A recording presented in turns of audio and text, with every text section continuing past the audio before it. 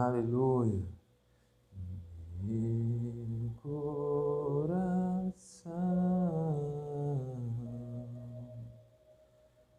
queima por ti, Jesus. Aleluia. Já temos duas pessoas aí conectadas, Ana Cristina. Bom dia, Shalom. E também a minha esposa que está aí me dando assistência nessa manhã. Glória a Deus.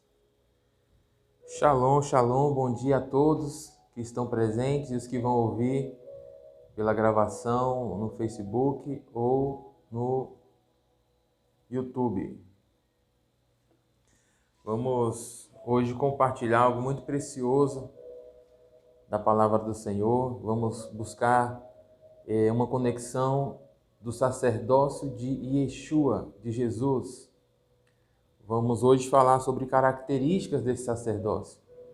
Para aqueles que estão nos acompanhando na jornada de leitura da palavra, sabem que nós estamos na lição 20. E essa lição 20 vai falar especialmente da vestimenta dos sacerdotes, quando foi confeccionado pela primeira vez pela instrução divina dada a Moisés para que confeccionassem, as vestimentas para Arão e os seus filhos. E vimos que isso também foi repetido em outros sacerdócios, como da família de Zadok. E no Novo Testamento nós estudamos na lição de que Yeshua, Jesus, ele exerceu um sacerdócio muito superior. Primeiro, porque não estava limitado a um espaço físico. Jesus não estava limitado a isso. Jesus caminhava fora do templo, fora da sinagoga, ministrando cura, ministrando libertação, ministrando salvação, ministrando a provisão do Senhor, milagres. E vamos hoje entender as características desse sacerdócio. Porque Yeshua, Jesus, não estava exercendo um sacerdócio para se tornar popular. Esse não era o objetivo do sacerdócio de Yeshua. Não era um sacerdócio para competir conhecimento, não era sacerdócio para acusar as pessoas, mas seu sacerdócio se resumia em, primeiro, em um confronto com as trevas, com o sistema das trevas, e recuperar tudo aquilo que pertencia a Deus legalmente. As pessoas, lugares, territórios. Então vamos estar falando sobre isso hoje. Já no início eu quero dar um comunicado a todos que já estão presentes e também os que vão ouvir a gravação. Hoje, dia 28 de fevereiro, será o último dia de nossa transmissão no domingo, neste horário. A partir de março, na próxima semana, já iniciando março,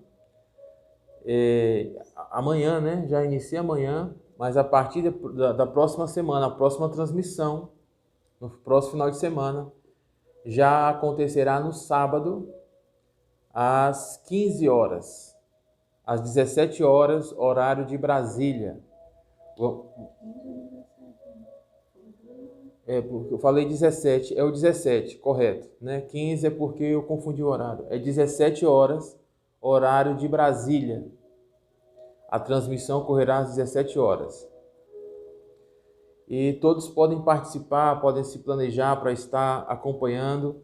Vou continuar seguindo, fazendo os ensinamentos de acordo às lições que a gente vai estudando. E nessa transmissão você pode convidar seus amigos, parentes, familiares para estar assistindo com você. Vou tentar ser bem objetivo. E esse é o modelo do que o Senhor nos deu para estar construindo de agora por diante.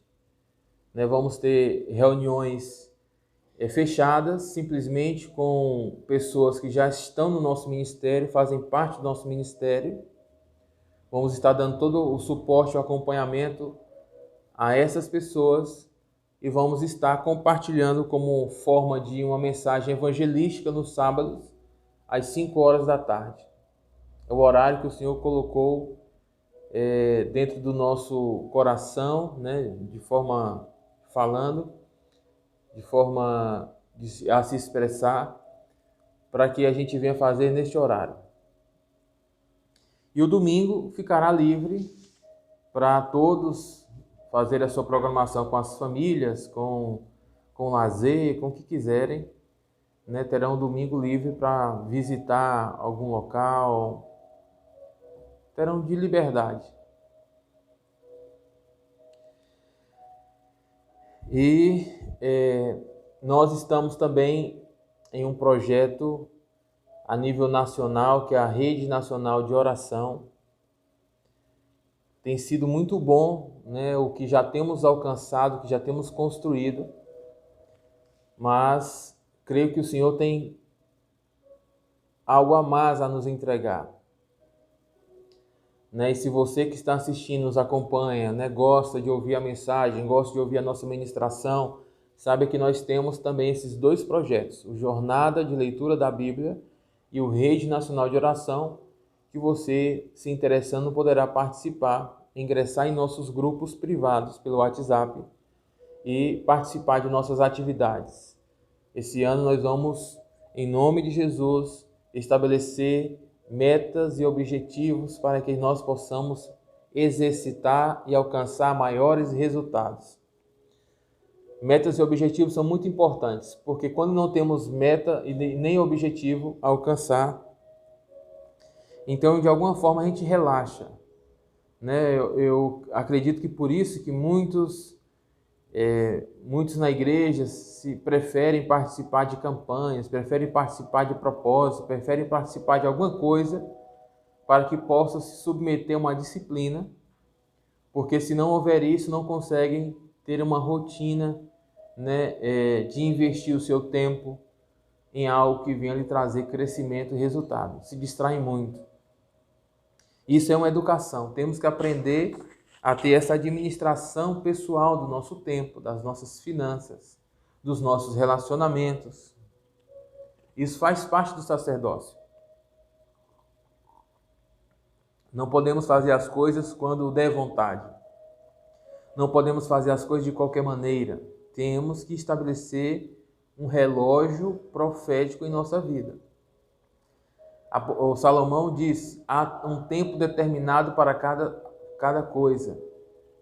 Há um tempo determinado. Temos que determinar, né, como a nossa vida vai caminhar. E precisamos colocar a nossa vida no relógio profético de Deus. Deus determinou tempos e estações. Precisamos conhecer isto. Nesses dias, agora, recordamos a festividade de Purim, cujo marca um evento de livramento sobre o povo de Deus, no qual havia um decreto de morte forjado pelo inimigo chamado Amã, descendência dos amalequitas, e o Senhor trouxe socorro e livramento. Essa foi uma festividade, né, que nos recorda a história e também de alguma forma anuncia profeticamente que todo inimigo que se levantar contra os filhos de Deus, contra o povo de Deus, não irá prevalecer. Mas há 30 dias, ou seja, festa de Purim foi lua cheia, na próxima lua cheia, daqui a 30 dias, marca uma outra festividade chamada Páscoa, Pessá. O mês bíblico de Páscoa é o mês de Abib ou Nissan, que vai cair em março, o início em março do calendário gregoriano. Como saber o início desse mês, pastor? Basta você olhar para a lua e quando for lua nova, ou seja, aquela lua que se esconde, a lua se esconde para nascer uma nova lua. quando a lua se esconder e começar a sair os primeiros traços de uma nova lua, já é um novo mês bíblico. E será o mês de Abib ou o mês de Nissan, contando 14 dias, que são as fases para que a lua se torne lua cheia, já é o dia sinalado por Deus de Páscoa, 14 de Nissan. O dia que foi separado o cordeiro, né, para o sacrifício pascual. E logo inicia também 7 dias, porque não existe só a Páscoa de sacrificar o cordeiro, mas existe uma semana inteira de festividade, porque após o sacrifício do cordeiro, né, também se celebra a festa dos pães sem fermentos, dos pães ázimos. É uma festividade tão importante que também nos fala de Páscoa. A festa dos pães sem levedura, sem fermento. Ao pastor Pedro, que está nos acompanhando aí desde o Ceará, de Aracati, shalom, um abraço. Glória a Deus. Abraço também para a Júcia, sua esposa, seus filhos, todos do seu ministério. Sempre recordamos com muita alegria de vocês. Glória a Deus. Então os recados já foram dados. Já dei um tempo aí para que todos pudessem se conectar. Acredito que aqueles que quiserem participar ao vivo já estão aí conectados. E os que não puderem participar hoje vão assistir a gravação e vão também receber a palavra do Senhor. Mas vamos lá. Hoje, dia 28 de dezembro. Deixa eu repetir aqui a data, porque a minha esposa vai colocar para gravar. Hoje, dia 28 de dezembro. De dezembro, amor?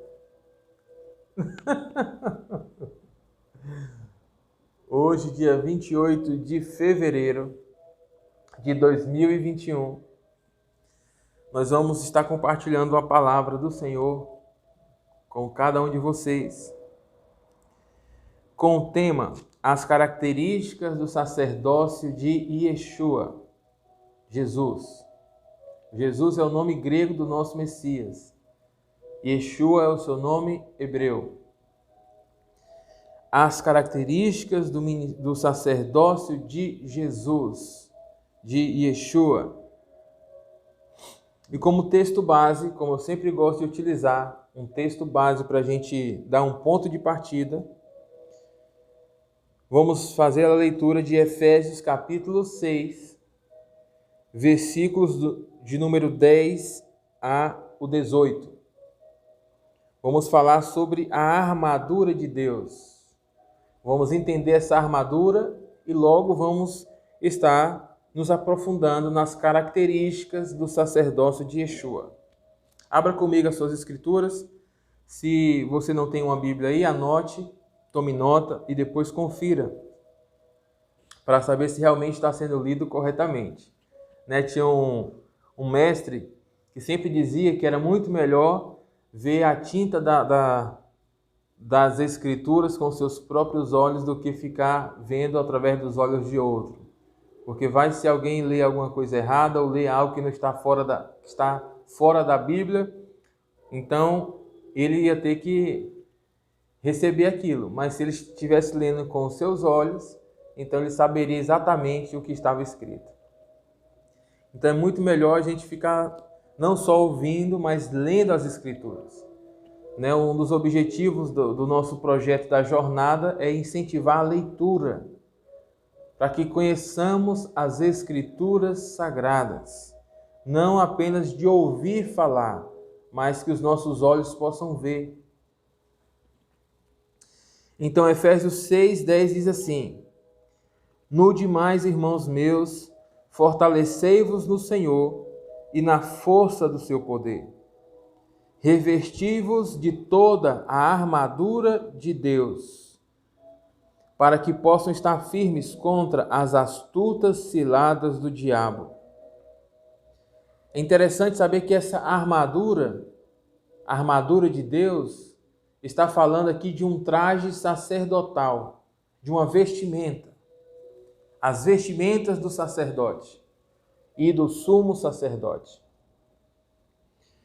Aqui não está falando, como muitas vezes fomos ensinados a ver, não está falando de uma roupa de um soldado romano.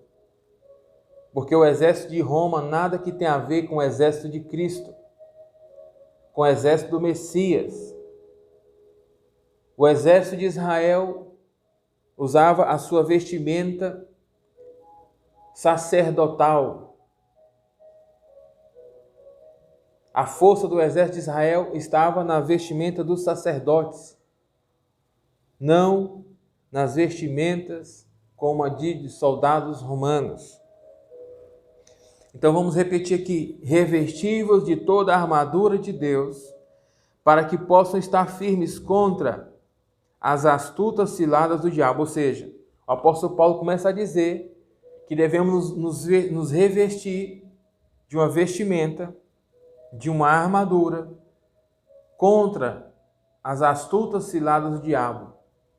Aqui eu já começo a pincelar o primeiro ponto, primeira característica: o sacerdócio de Yeshua.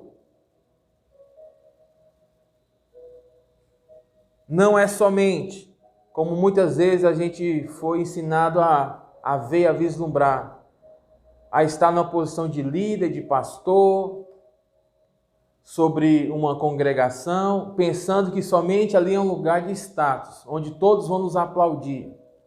Pelo contrário, estar numa posição dessa é estar numa guerra contra as trevas, porque o inimigo vai tramar, vai planejar algo contra nós.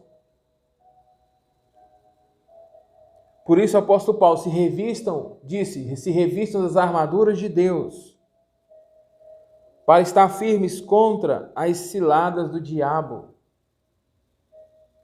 Quando os sacerdotes colocam as suas vestimentas, colocam as suas armaduras, então eles estão prontos para o nível de guerra. Guerra contra o quê, pastor? Contra toda a atmosfera das trevas, toda a influência das trevas. Tudo aquilo que traz morte, destruição, ruína para as nossas vidas, famílias e territórios. Por isso o apóstolo Paulo estava dando essa instrução: irmãos meus, se fortaleçam no Senhor e na força do seu poder. E logo fala das armaduras, da vestimenta que devemos estar usando sobre nós mesmos. Versículo 12. Porque não temos que lutar contra carne e sangue, mas sim contra principados, contra potestades, contra príncipe das trevas deste século, contra as hostes espirituais da maldade nos lugares celestiais. Ou seja, a nossa luta não é contra carne e sangue, não são contra pessoas. A nossa luta é contra uma arquitetura espiritual. A Bíblia diz principados, potestades. Na versão do hebreu se interpreta da seguinte maneira: que a nossa luta é contra arquitetos, desenhistas, profissionais da maldade. Ou seja, são influências espirituais que são profissionais, não são amadores. Eles sabem muito bem o que estão fazendo. E estão todos os dias planejando, todos os dias estão buscando uma forma de invalidar a obra de Deus, de desacreditar a obra de Deus, de levar os ministros a se corromperem, levar o sacerdócio a ser manchado.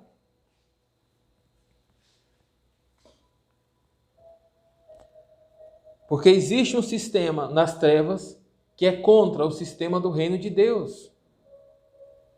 Porque temos uma luta não só contra pessoas, apesar das trevas usarem pessoas como instrumentos, Mas nossa guerra não são contra as pessoas, e sim contra as influências espirituais que operam nas suas vidas.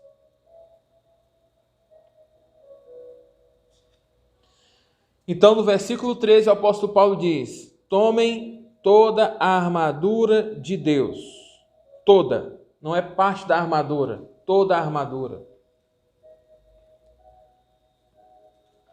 Para que possam resistir no dia mau, no dia da provação, havendo feito tudo, ficando firmes. Ou seja, a palavra resistir, nesse contexto, significa ficar parado ou manter-se parado no que Deus disse. Se Deus te disse algo e o inimigo está dizendo que não vai acontecer, que não vai funcionar, que não vai dar certo, tentando mudar você de opinião, tentando levar você a desistir do que Deus disse, a palavra resistir significa manter-se parado no que Deus disse. Não se mover para a esquerda e nem para a direita. Se Deus disse, Ele é fiel para cumprir. Então no versículo 14 diz: pois estejam cingidos os vossos lombos com a verdade e vestidos com a couraça da justiça. Ou seja, aqui está falando das vestimentas sacerdotais. Os sacerdotes tinham 4 peças de roupas e o sumo sacerdote tinha o dobro, tinha 8 peças de roupa que usavam antes de ministrar no tabernáculo. Uma delas era o éfode. O éfode é como se fosse uma túnica que era posta sobre o sacerdote. E como a gente vai poder observar na lição, Deus determinou inclusive as cores da túnica: vermelho, carmesim, azul. Ou seja, que Deus detalhista. Né? Por que tantos detalhes? Porque esses detalhes são uma mensagem profética para uma geração.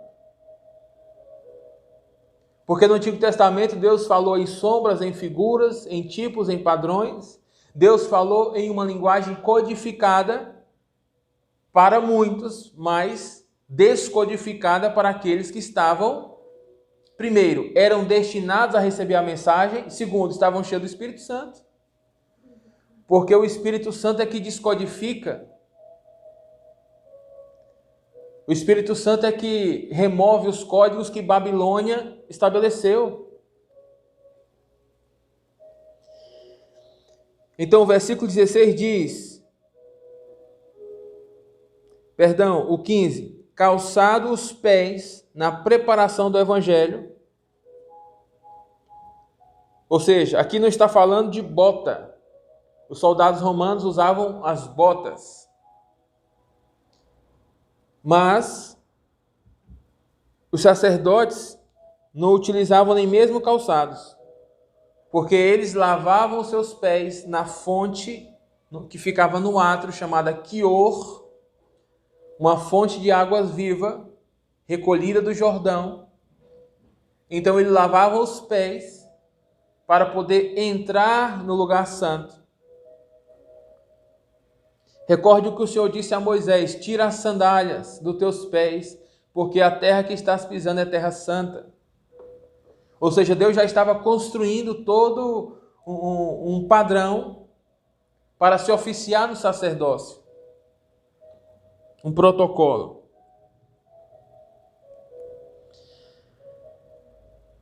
Logo no versículo 16 fala sobre o escudo da fé. E a gente logo pensa naquele escudo do soldado romano. Só que o escudo nesse contexto era o peitoral com as 12 pedras preciosas, cada uma representando os filhos de Israel. Ou seja, eles juntos, unidos, eram um escudo de proteção sobre a nação.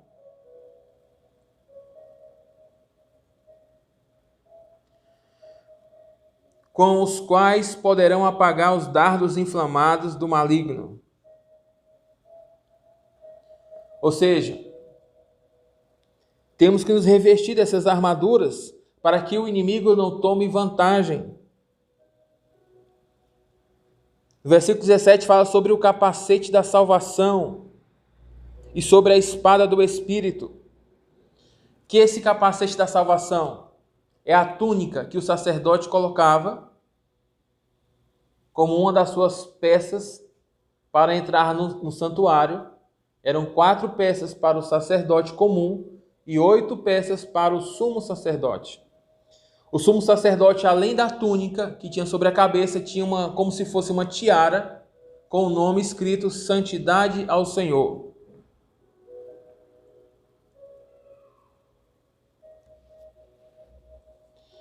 E fala sobre a espada do Espírito, que é a palavra de Deus. Não está falando que é uma espada propriamente dita, física, como um metal, mas isso é uma simbologia, uma forma de linguagem, assim como Hebreus capítulo 4, versículo 12, diz que a palavra de Deus é viva e eficaz como a espada. Ou seja, não é uma espada, mas é como, para que nós pudéssemos entender em figuras, nas características da palavra de Deus. Porque a palavra de Deus é penetrante. Tem poder para penetrar as áreas mais duras, mais difíceis. Então, o apóstolo Paulo está dizendo para que usemos também a espada do Espírito. Ou seja, liberemos as palavras de Deus, não fiquemos calados. Deus nos deu uma voz, Deus nos deu uma voz profética. Deus nos deu o poder da fala. O Espírito de Deus que está em nós é um Espírito falante. Nos impulsiona a falar, a trazer as verdades de Deus. Se ficarmos calados, então o inimigo vai tomar vantagem. Temos que falar as palavras que Deus colocar em nossos corações, em nossa boca. Versículo 18 diz: orando em todo o tempo, com toda oração e súplica no Espírito. Orando em todo o tempo. Nos ensinaram muito bem na religião que a oração, existem classes de orações, que na religião ensina que a oração para antes de dormir, oração pelo alimento, oração de agradecimento, oração quando se vai fazer uma viagem para que o Senhor guarde e proteja. Não estou dizendo que de tudo isso é mal, mas criou essas classes de oração que a gente não sabe mais ser tão espontâneo, não sabe ter mais um estilo de vida de oração. Por isso o apóstolo Paulo diz, orando em todo o tempo. Quando você estiver caminhando na rua e o Senhor te impulsionar a orar, você deve orar ali, não esperar algo formal para fazer, um costume. Orando em todo o tempo. Todo momento é propício para oração. Oração tem que ser um estilo de vida de cada filho de Deus, porque a oração é a linguagem dos sacerdotes.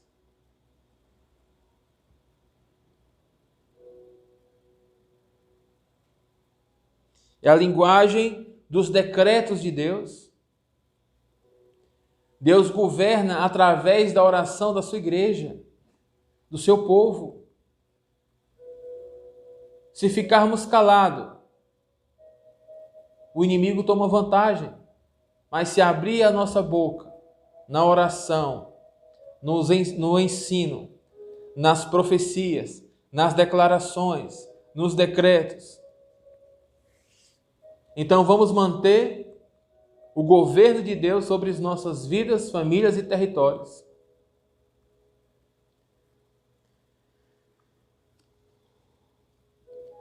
E vigiando com toda perseverança e súplica por todos os santos, orando e vigiando. Um abraço aí para o meu amado amigo e irmão Carlos, lá do Ceará, profeta de Itaiçaba, que está também na transmissão conosco. Pastora Maria José também está conosco. Aos irmãos de Valadares, Deus abençoe. Glória a Deus. Que bom tê-los nessa transmissão. Fechando aqui esse primeiro ponto. O apóstolo Paulo, então, fala sobre as armaduras de Deus, que são as vestimentas sacerdotais, que devemos nos vestir para estar pronto para o sacerdócio, para o ministério. Porque quando decidimos servir a Deus, então vai se levantar muitos desafios, muitas oposições. E como vencer essas oposições, pastor? Com as vestimentas de Cristo, com as vestimentas do Messias. Então agora eu quero falar, sobre 4 tipos ou 4 espécies, de sacerdócio na Bíblia. Houveram mais, mas eu quero falar sobre esses 4 pontos para que nós possamos entender características que foram particulares para um tempo passado e as que são as características principais para esse tempo presente. O primeiro sacerdócio que eu quero falar é o sacerdócio de Arão. Como estudamos aí nessa lição de número 20 da nossa jornada, o Senhor chama Moisés para que lhe dá instruções para que construa ou fabrique, as vestimentas do sacerdote, de Arão e dos seus filhos, dos seus 5 filhos. Então eles fabricam as roupas sacerdotais e cumprem o seu sacerdócio no deserto, porque eles não alcançam entrar na terra de Canaã. Quando se fala do sacerdócio de Arão, está falando do sacerdócio no deserto. E esse sacerdócio era um sacerdócio muito sacrificante. Apesar de estar no deserto com Deus, é muito bom, porque Deus supre, Deus guarda, Deus protege. Mas vamos falar nos que se refere à administração desse sacerdócio. O templo não era fixo, era móvel. Então, de tempos em tempos, tinha que se desarmar o templo, tinha que carregar os utensílios e armá-lo em outro lugar.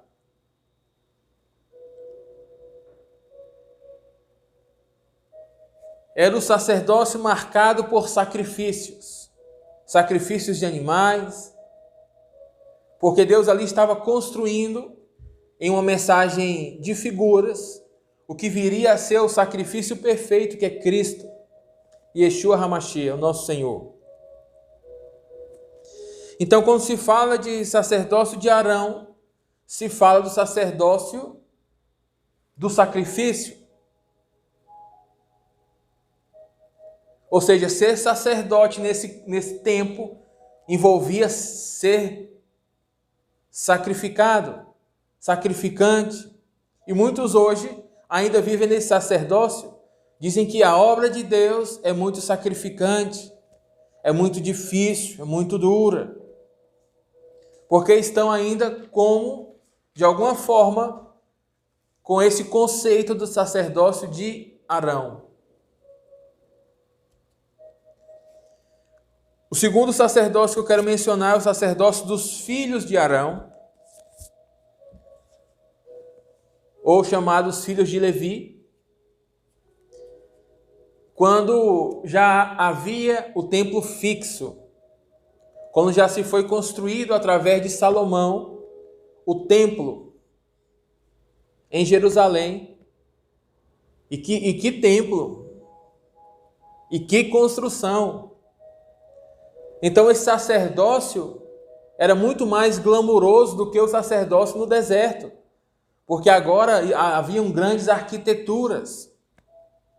Está dentre os sacerdotes, que eram vários, milhares, tinham levitas, era um status.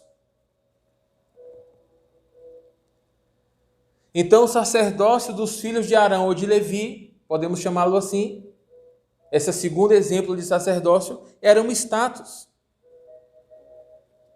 Entre eles competia-se quem tinha mais conhecimento, quem tinha mais oração, quem tinha mais glamour. Foi o período em que o povo de Deus, estava cheio do glamour. Um templo quase todo de ouro, de pedras preciosas. Uma cidade inteira vivendo em função deste templo e do ofício sacerdotal que operava ali. Tem muitos hoje que também têm esse conceito de sacerdócio. Para eles, sacerdócio é glamour, só querem estar ministrando se for numa igreja grande, num templo grande. Se estiver entre ricos, famosos. São as características desse sacerdócio dos filhos de Levi ou dos filhos de Arão. Arão mesmo teve que arrancar o toco, teve que sacrificar para que os filhos tivessem todo esse glamour. Mas nós entendemos na história que Israel entrou em um cativeiro babilônico, que foi destruir o templo, destruiu tudo. Porque o povo se afastou totalmente da essência, se perdeu totalmente do propósito, passou a adorar outros deuses. Então Deus levanta agora um terceiro sacerdócio, que eu quero falar, é o sacerdócio dos filhos de Zadok. Zadok também era um descendente de Levi. E os seus filhos também ministravam a Deus no sacerdócio com ele. Mas os filhos de Zadok, eles eram conhecidos por servir às mesas. Mas eles tinham uma característica muito marcante deles, que eram estritamente rigorosos no que se refere à santidade. E dessa forma, eles passavam a julgar as pessoas. Aqueles que tinham alguma falha, algum erro, algum pecado, eram estritamente julgados. Por um lado é bom, porque mantinha a santidade no sacerdócio. Mas por outro lado é ruim, porque fazia com que as pessoas pensassem que a guerra era contra pessoas e não contra um sistema espiritual. E aí tudo que o inimigo queria é que houvesse pedaço de carne voando para todo lado. É que os sacerdotes se tornassem pessoas estritamente carrascas, duras, que ferissem, que maltratassem o povo, que não conseguia se manter fiel no caminho. É claro que existe, as pessoas que se aproveitam quando não há uma rigidez. Mas, de alguma forma, o que esse sistema rígido cria, não cria liberdade, cria temor. Pessoas que se adaptam a padrões religiosos, mas que no seu interior desejam outra coisa.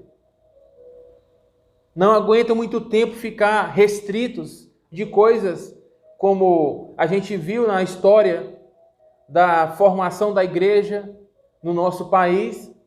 Igrejas que são centenárias, que no início da sua fundação tinham um padrão de ensino altamente rígido, proibindo televisão, proibindo certos tipos de vestimentas, proibindo praticar esportes, proibindo ter lazer em determinados ambientes. Assim eram os filhos de Zadok, estritamente rígidos. Ao mesmo tempo que santificava as pessoas, também saía cortando um tanto de pessoas, saía também partindo as pessoas, ferindo. Ou seja, porque não discernia ainda um conceito de guerra espiritual, que o apóstolo Paulo está trazendo entendimento aqui na igreja, em Éfeso, que a nossa luta não é contra carne e sangue, mas contra profissionais arquitetos da maldade.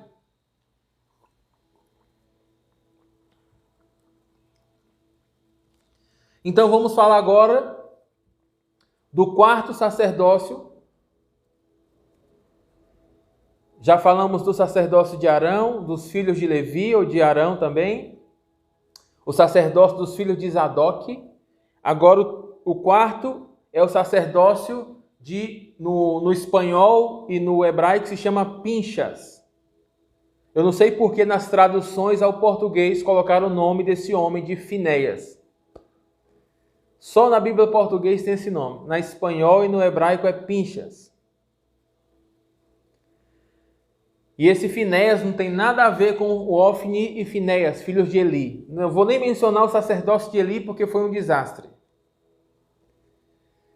Mas esse Finéias, ou Pinchas, como é o nome original, foi o sacerdócio que eliminou a prostituição dos filhos de Israel com os moabitas. Recorrem daquela passagem que Balaão foi tentar amaldiçoar o povo a mandato de Balaque e não pôde amaldiçoar, tentou por diversas vezes, não pôde amaldiçoar. E ele chegou à conclusão dizendo: como eu posso amaldiçoar um povo que já foi abençoado pelo Senhor? Contra Israel não vale encantamento. Então ele não pôde amaldiçoar, veja só, porque Israel estava com as armaduras, estava no sacerdócio, estavam nas tendas, debaixo da cobertura do Senhor. Então, enquanto Israel estava ali, no sacerdócio correto, não valia encantamento, não valia praga, maldição, decreto de morte, nada disso pegava. Mas Balaão mudou a estratégia e falou a Balaque: olha, a única coisa que você pode fazer é levá-los ele mesmo a pecarem, levar eles mesmos a se prostituírem. Aí o próprio Deus é que vai trazer juízo sobre eles. Então Balaque pegou essa estratégia e enviou para o acampamento de Israel mulheres moabitas, e uma por nome de Tosbe foi e se chegou e conseguiu penetrar na tenda de um dos filhos de Israel, e ele começou a se prostituir, um dos filhos de Israel começou a se prostituir com ela. E por causa deste pecado, houve juízo da parte do Senhor, houve enfermidades que matou milhares, até que se levantou um sacerdote, por nome de Pinchas ou Finéias, e decidiu guerrear contra esse sacerdócio pervertido, e chegou a eliminar este homem que havia se corrompido, eliminou esse sacerdócio pervertido e logo de imediato paralisou a maldição, paralisou o juízo. E por causa disso, o Senhor disse a este homem, Pinchas ou Finéias, por causa do seu zelo, por causa da sua ousadia, do seu cuidado, ele e a sua descendência sempre estariam no sacerdócio do Senhor. E o que é que representa esse sacerdócio deste homem? Representa o mesmo sacerdócio do Messias, de Yeshua, de Jesus. Jesus veio para eliminar todo sacerdócio pervertido. Tudo aquilo que as religiões estavam construindo, que estavam trazendo maldição ao povo e não bênção.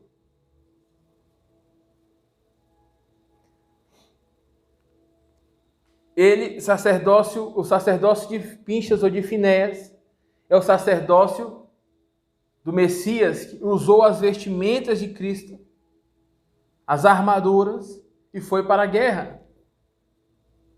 Não contra as pessoas, mas contra o que estava operando naquele sacerdócio, naquelas pessoas, fechando a brecha nos seus territórios, na sua família. Temos que entender esse propósito de se ter um sacerdócio em Deus. Não é somente para ficar dizendo que está no sacrifício, ou dizendo que está no status, ou ficar apontando as pessoas, mas é para tomar a atitude de enfrentar toda a oposição que o inimigo venha tentar trazer contra os planos e propósitos do Senhor. E como é que funciona esta guerra, pastor? Na oração, no jejum, no ensinamento correto. Em muitos casos, na disciplina. Eu não falo de castigo. Castigo não é bíblico. Não é o padrão de Deus de ensinar. Mas a disciplina, sim. A Bíblia diz que Deus é pai e disciplina aqueles que ele tem por filho, porque Deus ama o filho em que ele corrige. Não tem nada a ver de castigo. O castigo é maldoso, só quer ferir, só quer punir. Mas a disciplina não, tem um propósito maior, superior. Corrigir para fazê-lo prosperar. Poderia falar também do sacerdócio de Melquisedeque. Melquisedeque também foi um sacerdócio que ministrou em uma dimensão de eternidade. Porque do nada apareceu Abraão e lhe preparou para a guerra, para a batalha, para enfrentar os seus inimigos. E Melquisedeque representa o próprio Cristo também. Mas o sacerdócio de Pinchas ou de Finéias representa muito mais um sacerdócio de guerra, de intercessão, que trabalha com entendimento, com estratégias, com táticas.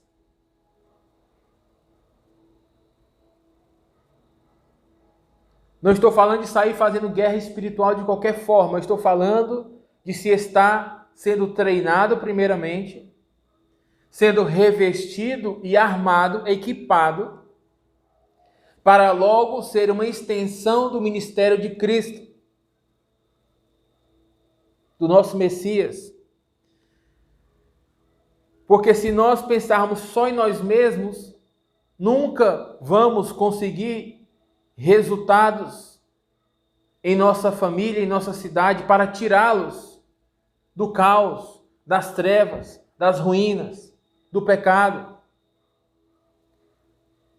Se sempre esperarmos que a sociedade venha criar projetos, administrar esses projetos, para acabar com o narcotráfico, para acabar com a prostituição, para acabar com o roubo e tantas coisas. Se formos esperar sempre que a sociedade faça aquilo que a igreja ou o sacerdócio em Yeshua está destinado a fazer,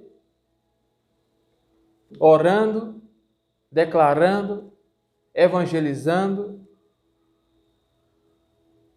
sinalizando o correto, resgatando aqueles que estão nas trevas. Que tremendo, na lição 20 de hoje, nós lemos também o livro de Marcos 5 e 6.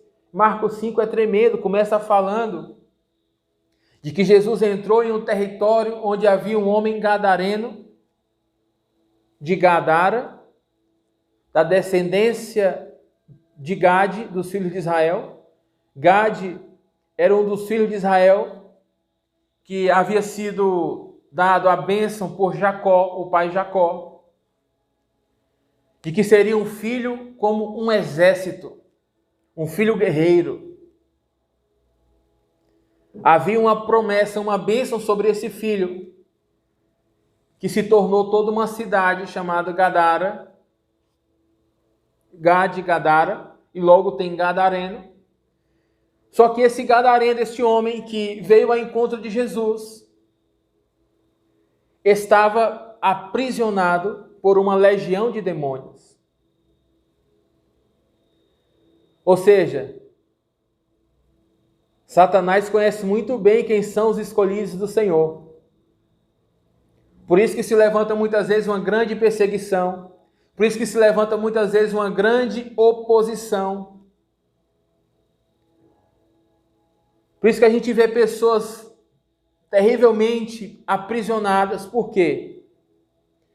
Porque são pessoas tão especiais, são pessoas tão importantes para Deus, que se o inimigo não as mantém cativas, elas podem se tornar uma ameaça para o império das trevas. E a prova de um homem desse que era uma ameaça, era esse homem gadareno. Foi preciso uma legião inteira para aprisionar um homem. E esse homem tinha um comportamento na cidade que todos já conheciam. Um homem violento, quebrava os grilhões, as correntes,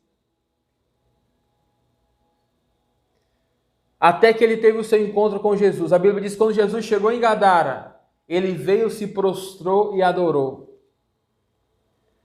Veja que tremendo. Quem adorou não foram os demônios que estavam aprisionando esse homem, não, foi o próprio homem. Os demônios não conseguiram impedir a adoração deste homem gadareno. E a adoração é um precedente para a libertação. Toda vida que a gente fala de libertação de influências demoníacas, precisamos entender que é necessário criar primeiramente uma atmosfera, um ambiente, uma atmosfera de adoração. Recordemos de Paulo e Silas, quando estavam cativos, foram levados cativos à prisão por haverem expulsado um demônio de uma mulher. Veja aí o sacerdócio de Paulo, como era igual o sacerdócio de Pinchas ou Finéias. Lutava contra os espíritos, não contra as pessoas. Então, por Paulo haver dado ordem para que o demônio deixasse aquela mulher, então aqueles que lucravam com esse tipo de negócio, vendo que a mulher já não tinha mais nenhum poder, mandaram encerrar Paulo e Silas na prisão. E eles ficaram na prisão e por volta de meia-noite, a Bíblia diz que eles começaram a louvar a Deus, começaram a adorar ao Senhor. Então veio um grande terremoto, destruindo toda a estrutura do presídio, da prisão. Então veio um grande temor sobre aqueles homens, inclusive sobre o carcereiro. E o apóstolo Paulo diz simplesmente: tenha paz, crê no Senhor Jesus, será salvo tu e a tua casa.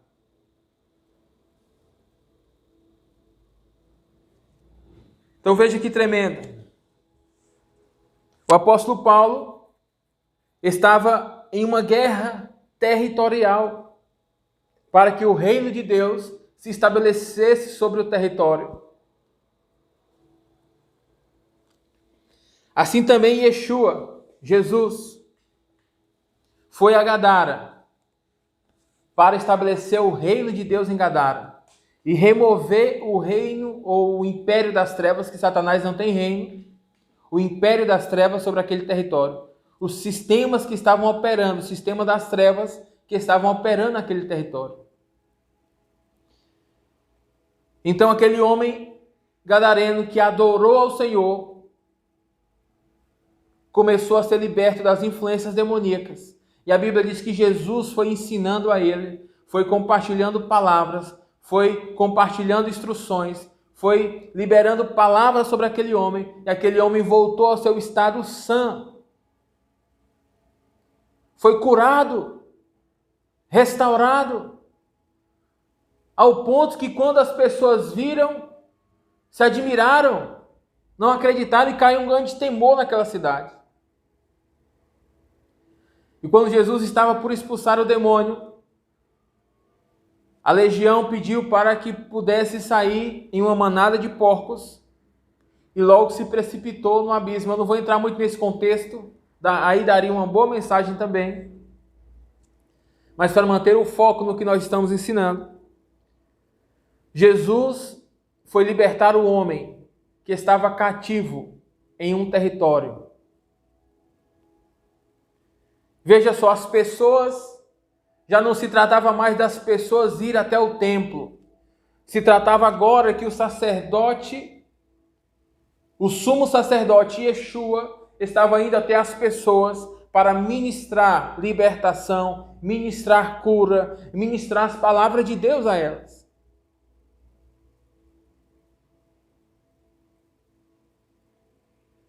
É muito bom se reunir, congregar, ter atividades em um espaço. Isso é muito bom para gerar relacionamento, para termos liberdade para adorar o Senhor. Mas não esqueçamos de que existe uma sociedade inteira que precisamos marcar com aquilo que o Senhor depositou em nós, porque fomos ungidos pelo Senhor. Somos instrumentos do Senhor nessa sociedade.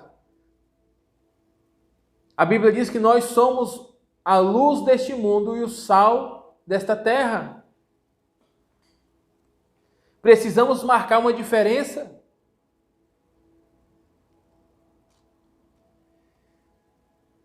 Então fala também de Jesus, em Marcos 5 e 6, fala também de Jesus também visitando a casa de um homem por nome Jairo, que mandou-lhe buscar, que foi até Jesus, implorando para que visitasse a sua filha e impôsse as mãos sobre a sua filha. Olha que doutrina. Já havia a doutrina da imposição de mãos. Muitos hoje não acreditam nisso, mas é uma doutrina bíblica. Então, Jairo disse: venha e põe as mãos sobre ela para que ela seja curada. Só que enquanto isso, veio também uma mulher do fluxo de sangue, que há 12 anos padecia dessa enfermidade. E a Bíblia diz que ela veio, apesar da multidão, ela veio e tocou nas vestimentas de Jesus. Tocou na orla das suas vestes, no seu bordão.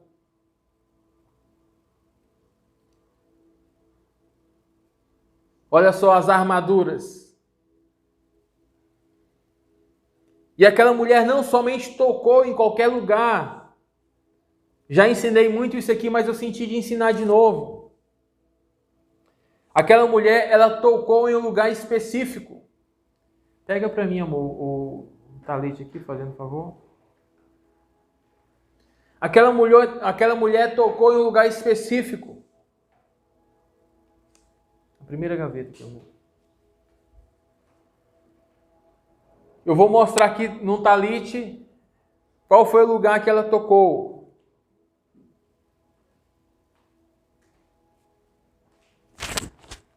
Para quem não sabe, esse aqui é um talite de oração ou manto de oração. E em cada extremidade há um bordão. Bordão é o que está bordado aqui, ó. Há um quadrado desse em cada extremidade, com um versículo da Bíblia, e junto ao bordão há os fios, os flancos, com os nozinhos aqui, ó, com 5 nós, representando o Pentateuco, a Torá. 5 nós. 1, 2, 3, 4, 5. Assim era na época de Jesus. Os mantos de oração. Jesus usava o seu manto. Era um manto muito maior do que esse. Era de um só fio, do alto a baixo. Usava o seu manto de oração. E em cada extremidade, como eu falei, havia um versículo bíblico. Aqui está em inglês, mas era em hebraico. E aquela mulher tocou numa desses bordões. Quando fala tocou na orla, tocou no bordão, que tem a referência bíblica de Isaías 53, 5, porque todos os bordões, todos os talites têm a mesma arquitetura, o mesmo desenho. Cada uma tem as promessas, os versículos das Escrituras. E a mulher tocou em Isaías 55, 3. Diz que está aqui logo à direita, à minha direita. Quando ela tocou em Isaías 55, 5, diz que pelas suas pisaduras somos sarados. O castigo que nos traz a paz estava sobre ele. Ele foi moído pelos nossos pecados. Ou seja, aquela mulher depositou a sua fé, a sua confiança na palavra, na profecia. E quando ela tocou a palavra de Isaías, a palavra que o Messias ainda não havia cumprido literalmente, mas já estava a promessa em cumprir. Então aquela mulher foi curada. A Bíblia diz que saiu virtude e tocou na mulher e curou a mulher. E ela foi curada da sua enfermidade. Aleluia. Enquanto isso, chegaram más notícias para Jairo, dizendo, não incomode mais o mestre. A sua filha já está morta. Veja, se Jesus não é um homem de guerra, um homem que entendia das artimanhas, dos ardis de Satanás, ele poderia dizer, já acabou, então não vou mais não. Vamos deixar para lá. Satanás não queria que se manifestasse a glória de Deus naquele território. É claro que ele ia fazer de tudo para que Jesus não manifestasse o poder da ressurreição. Porque a cada revelação que Deus traz ao seu povo, a cada revelação que Deus traz ao seu povo, tira o domínio de Satanás, tira o poder de Satanás. Porque o poder que ele exerce hoje, que ele não tem nenhum, é só sobre a ignorância das pessoas. Então Jesus foi até a casa de Jairo, e chegando na casa de Jairo, lá fora tinha uma grande multidão chorando, de luto. E Jesus viu que essas pessoas não estavam contribuindo em nada para o milagre. Então Jesus disse, vão para fora todo mundo, deixa somente aqui os pais de Talita e os meus discípulos, Pedro, Tiago e João, porque hoje nós vamos ter classes de ressurreição. Aleluia! Então Jesus entra e toca naquela menina. Ele chama, dizendo, Talita cumi, que traduzido ao nosso idioma significa menina, levanta-te, se põe de pé.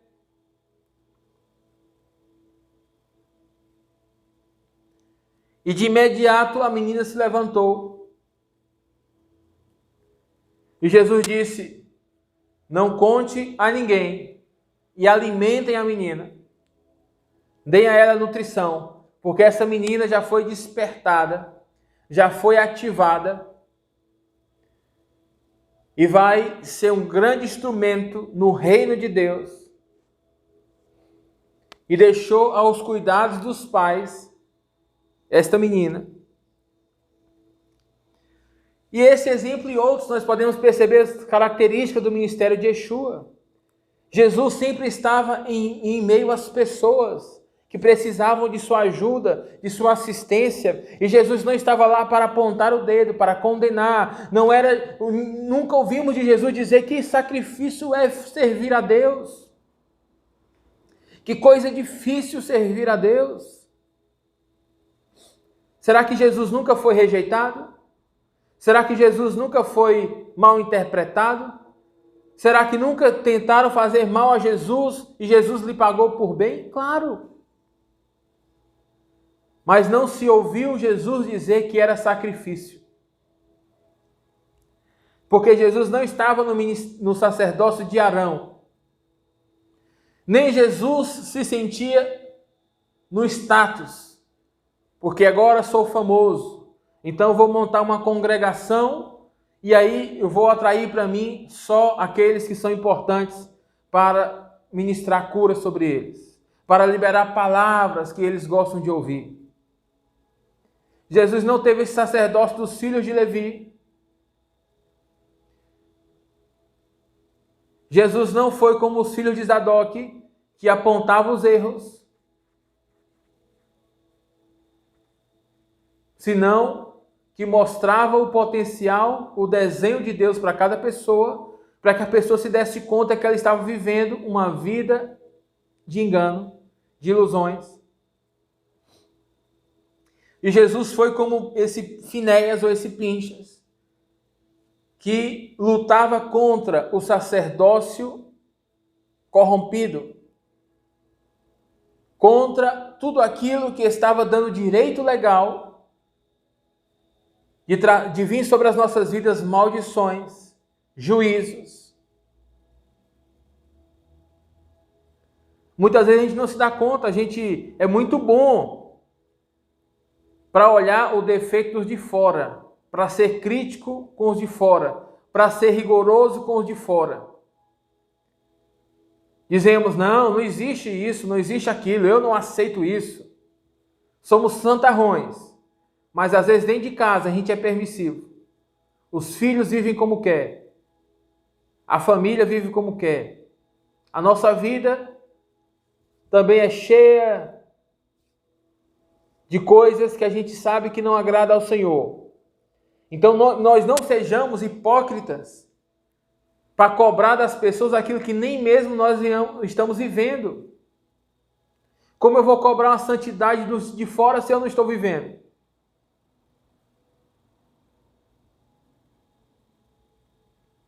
Isso é hipocrisia. Sejamos como Jesus lutava contra os arquitetos da maldade, contra as influências espirituais, que buscavam se estabelecer nos territórios, trazendo destruição, roubo, perda. Porque é para isso que o ladrão vem, para matar, roubar e destruir. Mas Jesus disse, eu vim para que tenham vida e a tenham com abundância. Vida com abundância. Aleluia. Então aqui eu finalizo fazendo essa oração por vocês, por todos nós, por todos que estão presentes e os que vão acompanhar a gravação. Saibam de uma coisa. Precisamos ser mais parecidos com Cristo a cada dia. E menos parecido com o sacerdócio de Arão, o sacerdócio dos filhos de Levi e dos filhos de Zadok. Precisamos nos tornar intercessores, não promotores de acusação. Intercessores, não juízes. Deus é o juiz justo. Nós somos intercessores, filhos de Deus, filhas do Senhor, que estamos na ativa, com as vestimentas, não para dizer agora, agora eu sou imune, agora nada me ataca, porque eu estou com as vestimentas, porque o sumo sacerdote, quando estava com as vestimentas de sumo sacerdote, ele estava em um nível de santidade muito alto, pela vestimenta que estava usando, porque as vestimentas representavam o próprio Deus.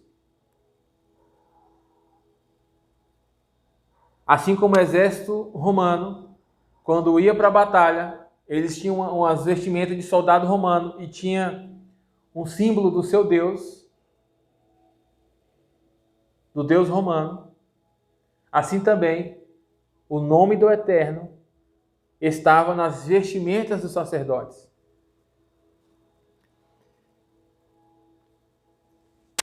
Então, que nós possamos saber que sobre nós há uma vestidura, uma vestimenta que nos santifica, que nos traz autoridade, que nos posiciona, mas que seja para cumprir propósitos, não para usar desses benefícios sem cumprir propósito. Não para fazer como os deputados, os políticos fazem. Se protegem dos crimes que cometem, das coisas ruins que fazem, por conta da impunidade, né, do direito à proteção ao cargo que tem. Que o nosso sacerdócio não seja assim. Está nessa função, nos dá proteção, com certeza. Temos a cobertura do Senhor, temos a proteção do Senhor, porque levamos o nome do nosso Deus conosco. Mas que estejamos nessa posição para cumprir propósitos, para ser a extensão do ministério de Cristo, para poder desfazer as obras do diabo em nossos territórios, em nossas famílias, em nossas cidades, para que haja o despertamento e o crescimento do Evangelho de Cristo em nossos territórios. Porque eu creio numa grande colheita, de vidas. Eu creio num grande despertamento, porque a religião já faliu. As pessoas já não querem mais religião. O que as pessoas querem é uma fé viva. E o Senhor está pronto para visitar cada um que lhe busca. Como visitou o Gadareno, como visitou a Talita, filha de Jairo. Talita representa uma nova geração que está sendo despertada, que está sendo ativada, que está sendo treinada para emergir e manifestar a glória de Deus nesses dias. Então vamos orar. Pai, te dou graças, Senhor, pela tua palavra, Senhor. Que a tua palavra, Senhor, venha em nós produzir vida. Venha produzir, Senhor, em nós, Senhor, uma consciência do nosso verdadeiro chamado ao sacerdócio. Que nós não sejamos, Senhor, daqueles que falam que é sacrificante servir ao Senhor. Não sejamos daqueles que buscam honra e glória. Não sejamos daqueles que acusam e ferem as pessoas, sem ao menos orar por elas. Sem ao menos orar para discernir se é questões espirituais ou se é mau caratismo. Que não sejamos ligeiros em julgar, Senhor, mas que sejamos como o sacerdócio de Pinchas, de Finéias. Senhor, que se levanta contra as ciladas do diabo, contra os planos, as estratégias do diabo, em nome de Jesus, contra as maquinações do diabo. Porque sabemos que o sistema das trevas tem profissionais, mas nós também temos o profissional dos profissionais que se chama Espírito Santo. E é Ele que nos ensina, que nos instrui, que nos prepara, que nos capacita a operar com eficácia, com efetividade, com entendimento. Por isso te pedimos, Senhor, ativa-nos os dons espirituais, ativa-nos, Senhor, as capacidades espirituais, em nome de Jesus. Que a tua igreja seja revestida, Senhor, das armaduras, da vestimenta de Cristo. E onde estivermos plantados, possamos expressar, revelar, exalar o perfume de Cristo. que o mundo creia, que o mundo te conheça através das nossas vidas, não porque somos perfeitos, mas é porque estamos, Senhor, em um processo no qual o Senhor nos justifica. O Senhor nos resgata de toda a má educação e estabelece em nós uma nova educação, uma educação do céu sobre esta terra, que possamos viver a cultura do Teu reino, Senhor, em nome de Jesus. Pai, eu te peço pela vida de cada pessoa que está conectada conosco nessa transmissão, que o Senhor possa revesti-los com as armaduras de Cristo, que elas possam, Senhor, se conhecer no Senhor, saber o seu valor, o seu potencial, que não esperem confirmações de homens, mas que possam atuar e responder ao Senhor quando sentirem de Deus em fazer. Que sejam, Senhor, tementes do Senhor e zelosos pelo Senhor, em nome de Jesus. Abençoa-nos, Senhor, e que nós possamos ser a geração, Senhor, comprometida com o Senhor, a geração pactuada com o Senhor, para cumprir, Senhor, o desígnio que o Senhor estabeleceu para cada um de nós, em nossos territórios, entre os nossos parentes e amigos, entre as nossas cidades. Que não sejamos passivos, senão que sejamos ativos, ativadores do reino de Deus. Em nome de Jesus, em nome de Yeshua HaMashiach. Que a graça do Senhor Jesus, o amor de Deus nosso Pai, as doces consolações do Santo Espírito sejam com cada um de vocês. Recebam um abraço de Deus, recebam aí o toque de Deus na vida de vocês, ativando, envolvendo, porque cada um de vocês são preciosos ao Senhor e certamente há um grande propósito a se alcançar aí na vida de vocês, que somente vocês podem alcançar, revestidos de Cristo, das armaduras de Cristo. Amém? Deixo aqui o abraço da minha esposa, que está aqui comigo ao meu lado, me dando assistência. Que Deus abençoe a cada um de vocês. Tenham uma excelente semana, uma semana de vitória, uma semana de paz. Recordando que hoje é o nosso último dia de transmissão no domingo. Na próxima semana, vou estar transmitindo aos sábados, a partir das 17 horas. Né? Vamos iniciar a transmissão aqui por este canal da página do Missão Shalom, né? Horário de Brasília, e também deixarei disponível no YouTube. Um abraço a todos que estiveram presentes conosco. Que Deus abençoe grandemente, em nome de Jesus. E Shalom, Shalom.